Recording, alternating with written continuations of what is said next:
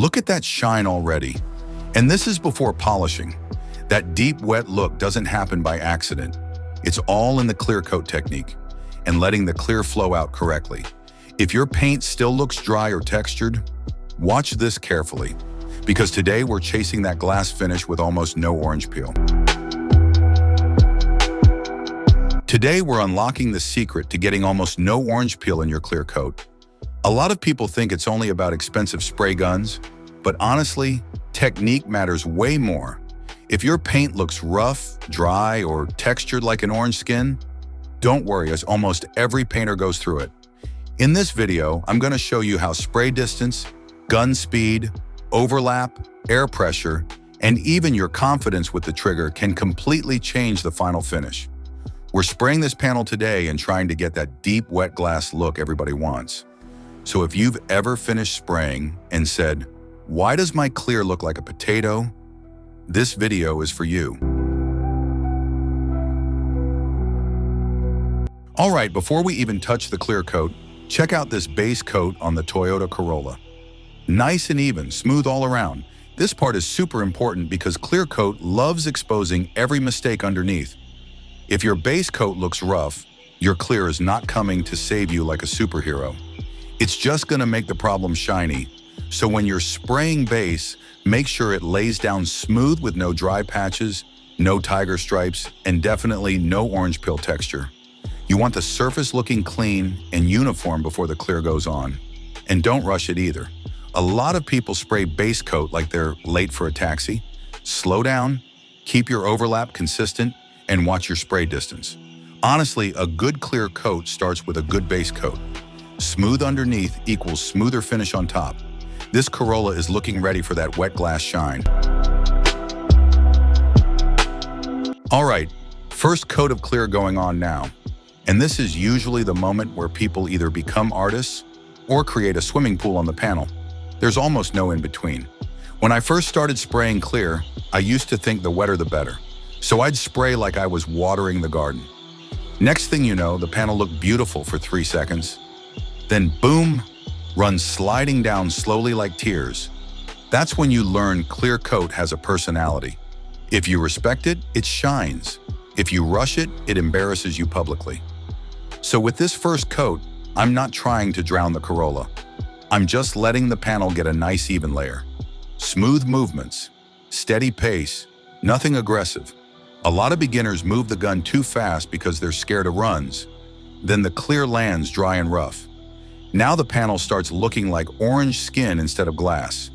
And the funny thing is, people blame the spray gun immediately. Brother, the spray gun is innocent. The gun is just there doing its job. Meanwhile, your hand is moving like you're swatting mosquitoes. You want to stay consistent. Same distance, same speed, same overlap. Think of it like mowing grass. I mean, if you miss patches, everybody sees it. Same thing with clear coat. Uneven passes create uneven shine. And another thing nobody talks about enough, confidence. You can actually see nervous spraying on a panel. Some people hesitate halfway through a pass, then dump extra clear in one spot trying to fix it. Now you've got one area looking glossy and another area looking like sandpaper. Right now I'm watching the reflection while spraying. That reflection tells you a story. If the clear starts laying down smooth and wet, you know you're in the sweet spot.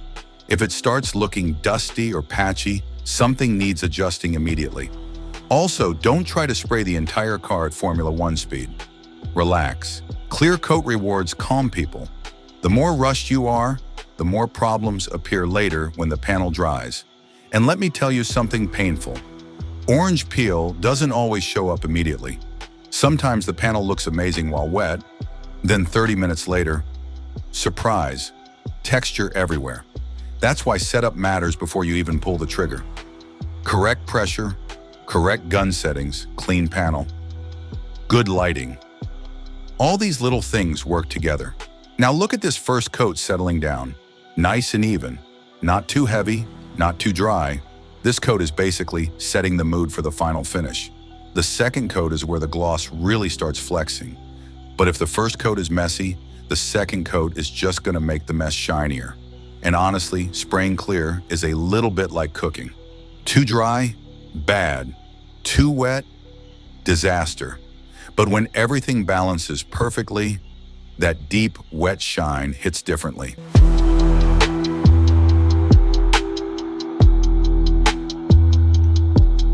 All right, now we're letting the first coat flash off properly.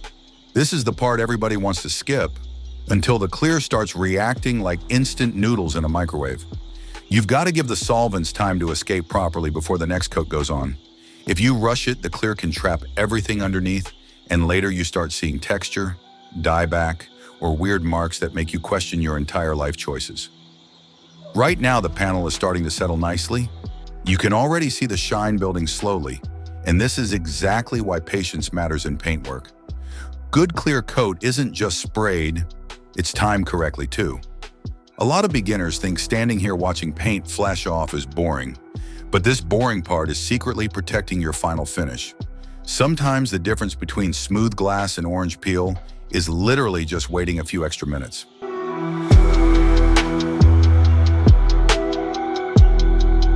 All right, second coat time.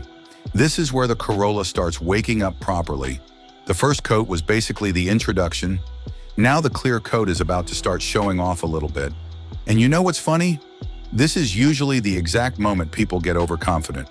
The first coat goes smoothly, the panel starts looking glossy, and suddenly they think they're professional painters sponsored by the spray gun company.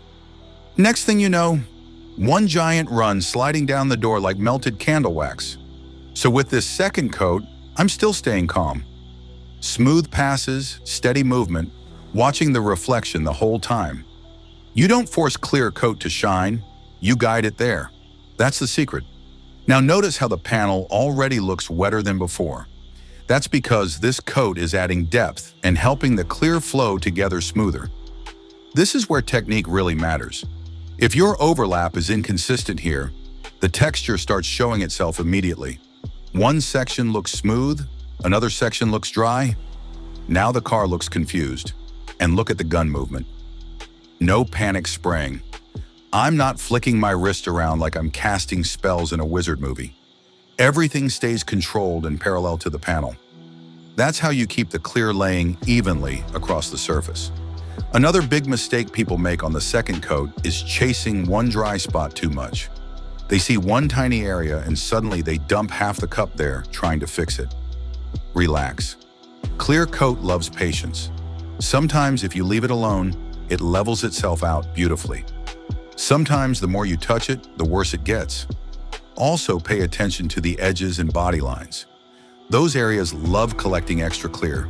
It's like the clear coat secretly rents apartments there. So you want to keep your passes even without flooding the corners. And let's talk about spray distance for a second. Too far away and the clear lands dry before it even levels properly. That's where orange peel starts building. Too close and now the clear gets overly wet and starts sagging. There's a sweet spot in the middle where the clear lands smooth and flows out like glass. That sweet spot is where painters become dangerous. Right now I'm mainly watching the reflection in the light. The reflection tells you everything. If the shine starts looking smooth and liquid-like, you know the clear is flowing correctly. If the reflection looks grainy or patchy, something needs adjustment immediately. Honestly, good lighting during clear coat is almost like having cheat codes. Without lighting, you're basically spraying and praying. And another thing, temperature changes everything. On hot days, the clear flashes faster, so your timing and movement have to adjust. On colder days, the clear flows differently and can stay wetter longer. That's why experienced painters don't just memorize technique. They learn how the material behaves. Now look at this Corolla coming alive.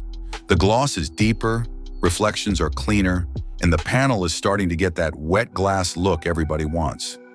This is the satisfying part of paintwork.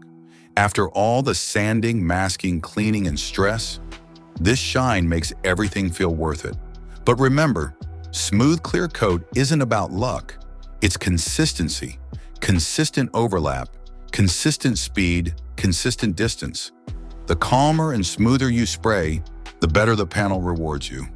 And right now, this second coat is laying down beautifully.